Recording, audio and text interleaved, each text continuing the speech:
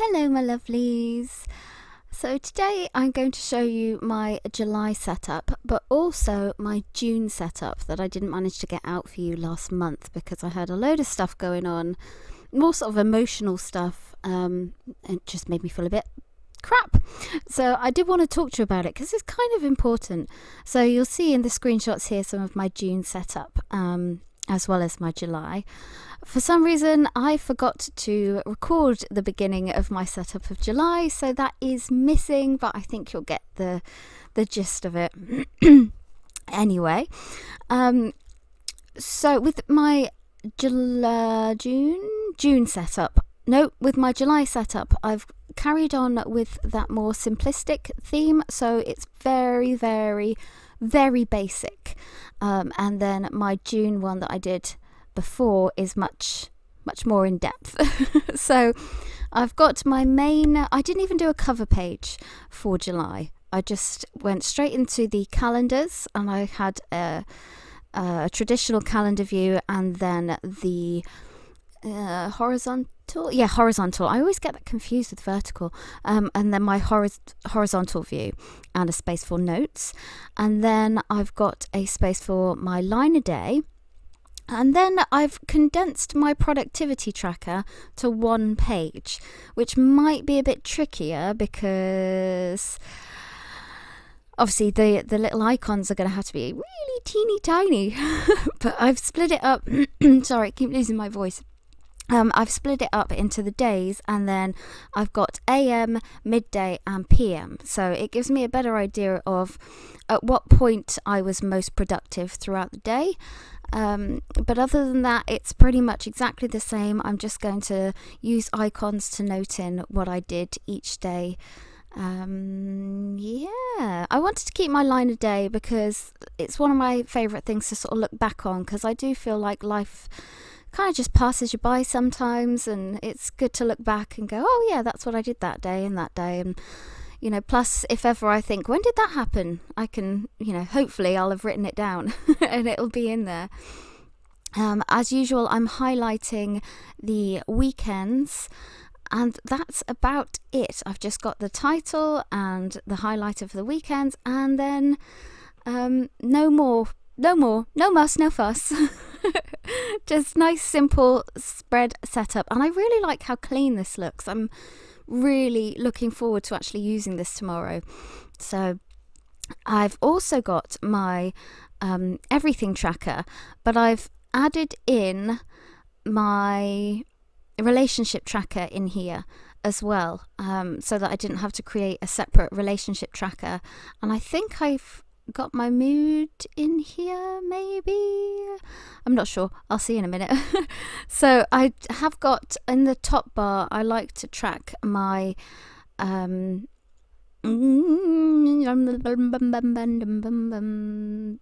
had to go grab my book to actually check. I've got my sleep, so I roughly mark in. I don't have a proper level or gauge for it. I just, because it's a combination of how many hours and the quality, so I just sort of, the higher up I mark it means the better I feel I've had of a night's sleep. I've got how productive I was, I've got my energy levels and my stress levels, because all those things tend to correlate between each other, so I've got them all together. And then I do have my mood tracker for AM, midday and PM. I've got my relationship tracker, and then I've got my actual sort of habits tracker, so I like to put in how much effort I've put in that day. And I've got my AM and PM, which is the sort of routines I have for the morning and for the night time to stay on top of the household and the kids' duties and that sort of thing. I've got my cooking, who cooked, whether I cooked or Lee cooked, or whether we had takeout or something like that. Whether or not I actually got my planning done, because that gives me a better idea of how accurate everything else is. If I didn't plan that day or for a few days, then I know that the past few days are less accurate than they would be had I done it that day.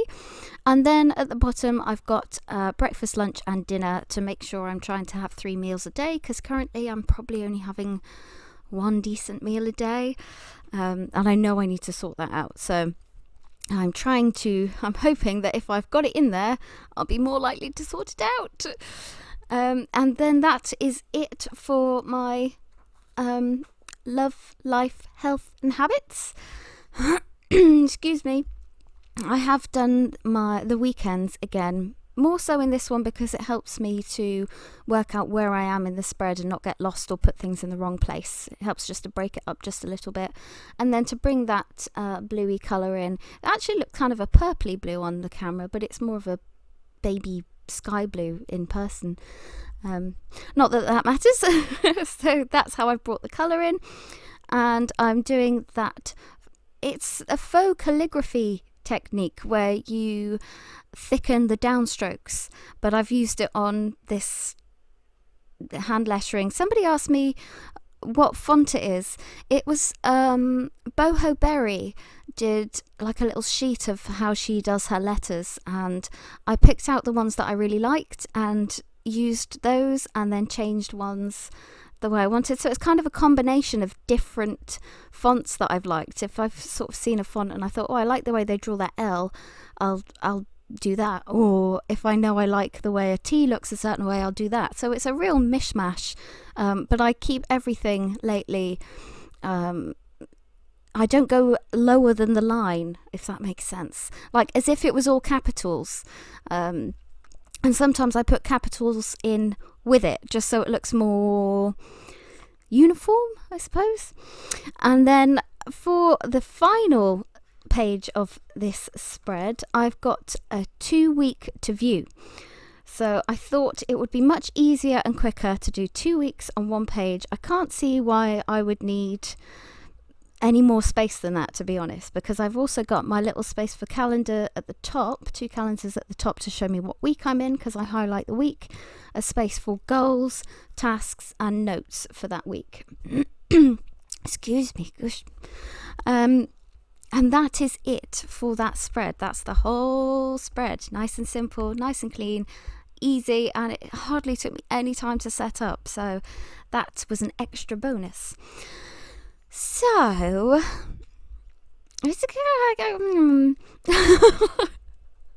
wanted to talk to you about something I've spoken about briefly previously, quite a long time ago. And I will put a trigger warning here for domestic abuse, because that's what I'm going to be talking about. So if you don't want to listen and be reminded of any experiences you might have had, then feel free to mute me and maybe just put the video on ×2 or ×5 speed. But I'm in a mum's group on Facebook, and I've been seeing a lot of questions about their relationship and the way their partner treats them, and there's been so many, and from the outside it's very obvious to see that it's not a good relationship and it's quite toxic. But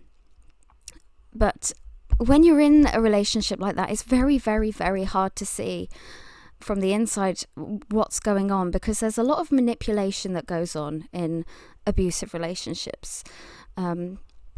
I would say that the emotional and mental abuse is worse than the physical, and I think a lot of women that have experienced the same thing would say similar.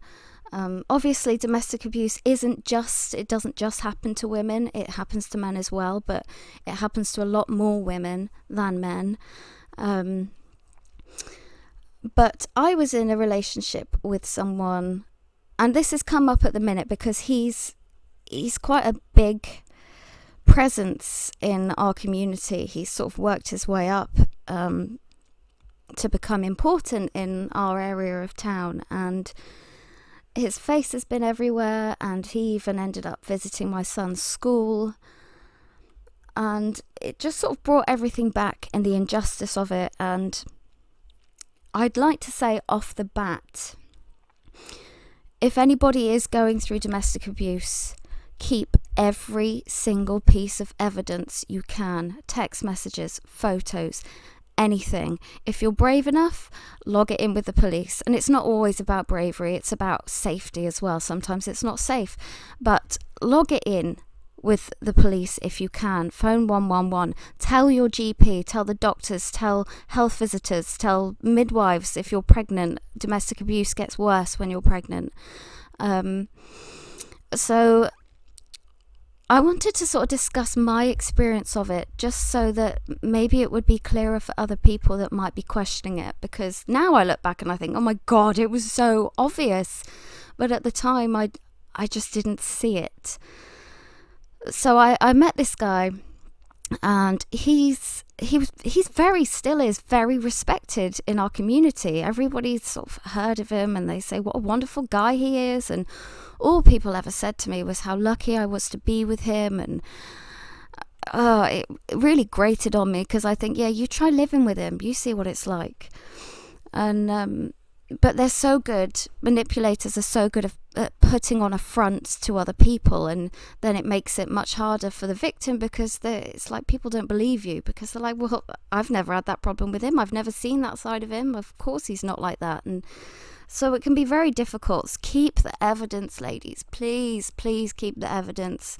I didn't, and I didn't log it, and if I had, there would be a criminal record, and this wouldn't be happening now, and I wouldn't feel so the injustice of it. And I just but there were, early red flags.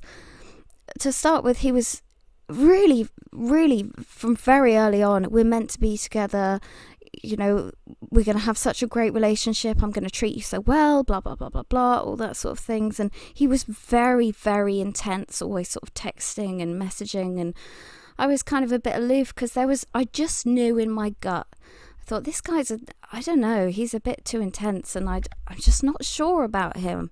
Always trust your gut. I remember the first time I took him to my parents' house to meet them, I said to my mum, don't leave me with him. I felt really uncomfortable with him. And that should have said enough. I should have gone, no, this is no good. But he sort of pursued me, and I was vulnerable because my ex-husband had just left me, and Tristan was only 6 months old, and I was thinking he could be a really good father for Tristan, because he had some very good qualities. Just they certainly didn't outweigh the negative. So first, the main problem was sort of sexual, I think it's called sexual coercion. He was very, very demanding sexually, and he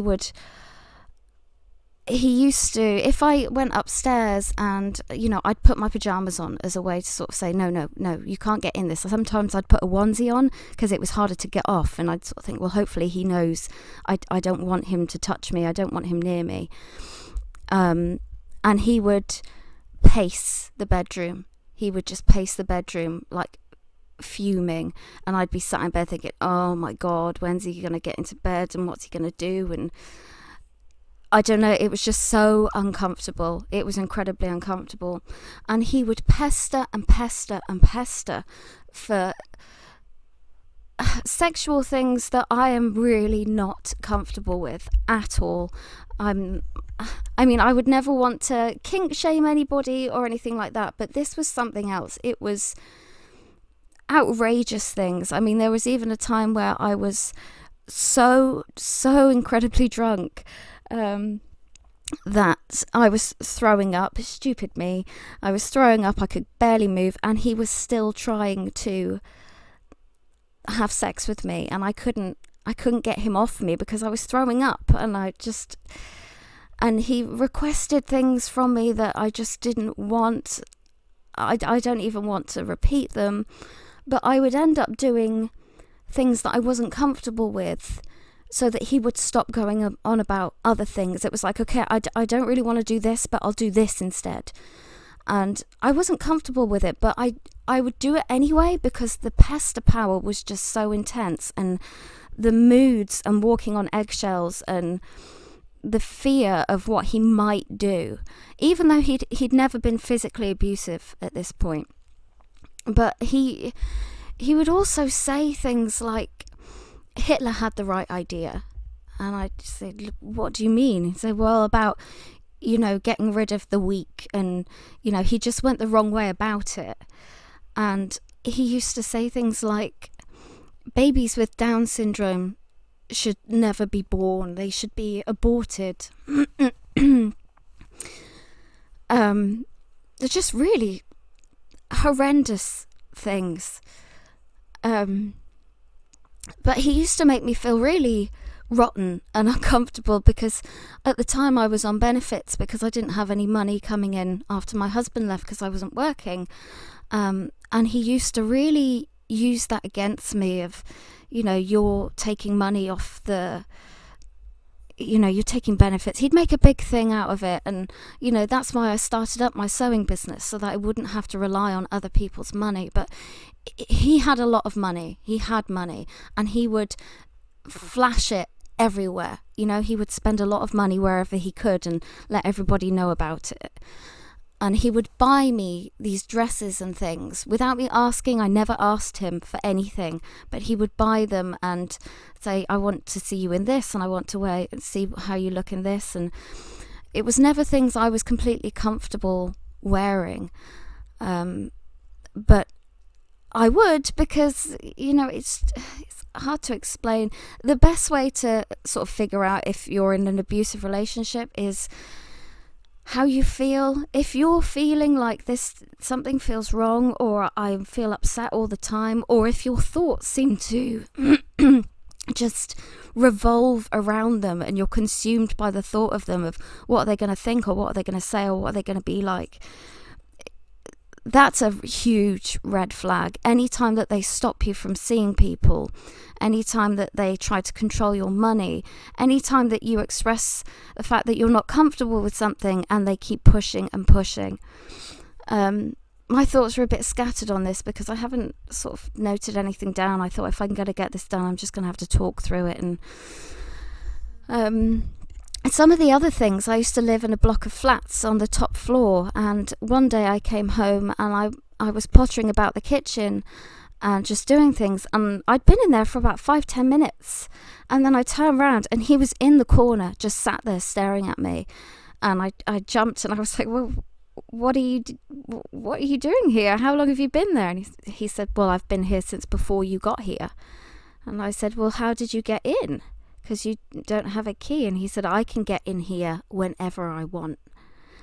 And he said it with such a conviction, and like he was going to use that against me at some point.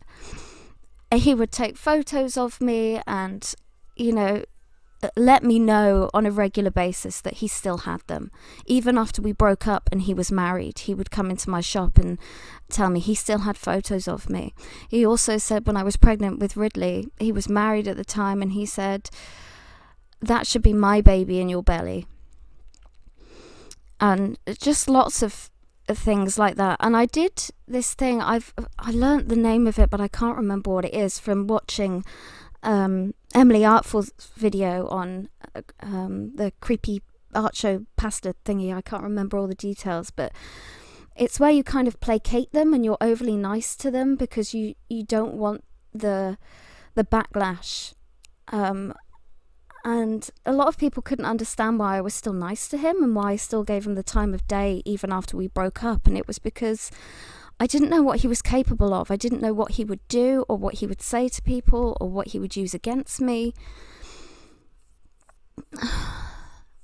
And there still is some of that. And how I would love to expose him and, say who he is and really tell everything that he's done. But I can't, because I could be liable and slander and all that sort of thing, and I don't have any proof. So just stop for 1 second. Okay, so one evening, the first time it happened, we were like messing about, and I just threw out, "Oh, you knob," as a really light-hearted, taking the piss out of him in a light-hearted, joking way, as you do in a couple sometimes. Maybe not all couples do that, but he grabbed me around the throat and then sort of pinned me down to the bed and said, "Don't call me a fucking knob ever again," and then sort of pushed me down into the bed, let go, and walked off. And I was like, whoa, that was, what the hell happened there? I was just sort of in shock, and I thought, well, that was a bit much. And I left it. I just thought, well, maybe he's just having an off day. And I told my aunt about it, and then, like, a long time later, I forgot that it even happened. So I forgot about it, and I just let it go. And then a while later, one evening, he came home quite drunk, and he just had this really ominous feel about him. And I was in bed reading, all wrapped up, and I can't even remember how it started, but I can remember how it finished. He was just, we had some sort of argument, and I felt so vulnerable because I was all wrapped in the covers in bed, and he was sort of towering above me, and he was getting really irate and getting really close into my face, and I ended up pushing him away, and he snapped. He put his hand around my throat and started choking me. And I fought him off as best I could, and I ended up on the floor, sort of wrapped up in these blankets, and I was trapped, and he was kicking me, and he got me in my back and my ribs, and I was screaming, and eventually he sort of calmed down, and he said to me, calm down, calm down, calm down. And when I finally got up, my lip was bleeding, and the next day I went straight to my friend's house and told her about it, and I had bruises all around my throat, and she said, did he do that? Is that what he's done? And I said yes. And my friends tried to talk me into going to the police, and I didn't want to. I was frightened about what would happen afterwards, and I was so tied up in his manipulation and what other people thought of him and whether or not I would be believed, and I stayed with him. And I said to him, I need some time to think. And a few days later, he said, I'm coming round. We need to talk about this. And my friend was at home with me at the time. And he was just stood in the doorway talking and saying, we need to sort this out. We need to talk about this. And I can't even remember how the conversation went. But I know that when he left, my friend burst into tears. And she said, how do you live with that? And I said, what do you mean? She said, he's absolutely terrifying. And all he was doing was standing in the doorway. He just had this way about him that was frightening. And the reason I eventually broke up with him was because he had, I think I just had enough of it. I'd been on and off and on and off and on and off with him for years, about 3 years. And he invaded my privacy. And for me, that was, funnily enough, was the final straw. And I was on the phone to him and I said, no, I don't trust you. I don't want to be with you. That's it. It's over. It's finished. I always felt like I needed a solid reason to leave him. Like I couldn't just leave him up out of the blue. I had to have a good reason to leave. I mean, not being happy and being frightened is reason enough, but I felt like he needed to have done something. But when he did this, it was like, that's my way out.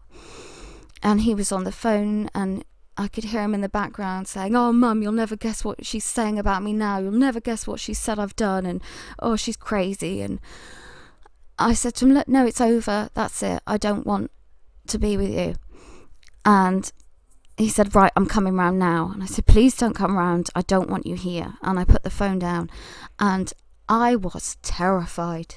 I thought he's going to come round here and he's going to break in and it's going to be... I was just petrified. And then for a good few months after that, he carried on pursuing me. He proposed to me. He would come in my shop all the time and say these things about we should still be together. It was just a really, really awful, traumatic relationship. And I didn't realise how bad it was until I went on the domestic abuse course and learnt about things. One of the biggest things I wanted to say to people is, if you're thinking that you might be in a relationship with someone who is abusive, I can bet you any money one of the things you'll say is, he can be really horrible, but he's so lovely at other times. He's so nice sometimes, you know, when he's better and when I'm not doing the things that make him angry and blah, blah, blah. He's so lovely. And it's a cycle that you go through. There's this honeymoon period where everything's lovely, and then something happens and you start walking on eggshells and it's really uncomfortable, and then eventually there will be a situation where things blow up, either with verbally or emotionally or physically, and a lot of the time it's the woman that instigates it because she can't bear the walking on eggshells. So it blows up, and then afterwards it goes back into that honeymoon period where everything's fine and everything's nice, and you try and get back together and make it nice again, and it's a typical cycle, and it goes over and over and over. I'm going to leave some links in the description of this video to videos or any resources I can find about domestic abuse. And if you're wondering whether or not you're experiencing it, chances are, if you think you are, you probably are. And, you know, if you've ever looked up, am I with a narcissist, or am I the narcissist, or is my partner a sociopath or psychopath? Probably, yes, probably, because people in healthy relationships don't tend to look up those things. So yeah, that's all I had to say on that matter. I'm sorry this video ended up quite heavy, but I just felt I needed to.